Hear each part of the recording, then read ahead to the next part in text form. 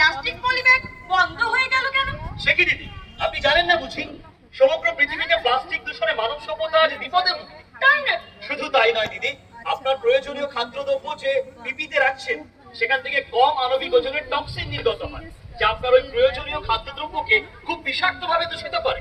তবে 120 মাইক্রন পুরো পিপি কম বিপদের কারণ। আর সাধারণ পিপি যেটি আমরা ব্যবহার করি সেটা 20 মাইক্রনের কম পুরো বলেই প্রাণঘাতী।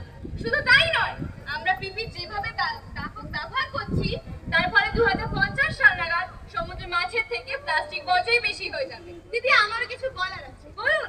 2016 সালে ফ্রান্স বিশ্বের প্রথম দেশ হয়ে ওঠে যেখানে প্লাস্টিকের থালা, বাটি, এমনকি খাবার রাখার টিফিন বক্স পর্যন্ত তৈরি করা এবং বিক্রি করা নিষিদ্ধ হয়ে যায়।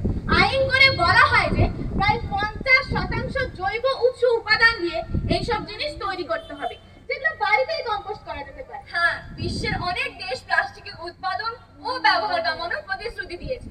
সহজ কয়েকটি উপায় রয়েছে যা দিয়ে আপনি আপনার বাড়িতেই প্লাস্টিকের ব্যবহার কমাতে পারেন। প্লাস্টিকের বদলে কাগজের ব্যাগ ব্যবহার করেন এমন দোকান থেকে কেনাকাটা করাই উচিত, তাহলে অপ্রয়োজনীয় প্যাকেজিং এড়িয়ে চলা সম্ভব।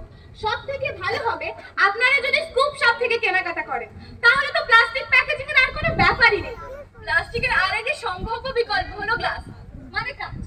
আমরা সাধারণত ভাবে কিসে দুধ নিই? Plastic pouch.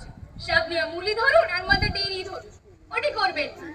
একটি ঐতিহ্যবাহী দুধ বিতরণ পরিষেবা যেটি রেট্রো কাঁচের বদলে পরিবর্তিত হয়েছে তাকে বেছে নিন। আপনারা কি জানেন যে কিছু কিছু টি ব্যাগে প্লাস্টিক থাকে? তাই কম্পোস্টেবল জারগুলির দিকে নজর রেখে আলগা পাতার চাই ব্যবহার করুন। আমরা এত যা গরম পড়েছে নিশ্চয়ই সোডার বোতল কিনে খাচ্ছি। লিমকা, কোকা-কোলা, থামস আপ, বিরল অনেকই হচ্ছে ব্র্যান্ড আছে। আমরা এখন বড় বড় বোতলও কিনছি। আবার বড় বড় বোতলে কি হয়, নিচের অংশটি আমরা কেটে নেবেন আর সেগুলিকে ছোট চারা কিংবা বীজের পাত্র হিসেবে ব্যবহার করবেন। আপনারা যদি সুপার মার্কেটে থাকেন তাহলে প্লাস্টিক প্যাকেজিং এর পরিবর্তে বায়োডিগ্রেডেবল প্যাকেজিং এ পাওয়া যায় এমন পণ্যের সন্ধানই করুন। প্লাস্টিক কিন্তু ফুসফুসের রোগ, হাঁপানি ও কার্ডিওভাস্কুলার রোগের কারণ। শুধুমাত্র শারীরিক প্রভাবই নয়, প্লাস্টিক কিন্তু বন্য প্রাণীর উপরেও প্রভাব ফেলেছে। প্লাস্টিক বর্জ্য প্রাণীদের বাসস্থান, খাদ্য সংগ্রহের স্থান, এমনকি উদ্ভিদের খাদ্য গ্রহণের পথে বাধা সৃষ্টি করে।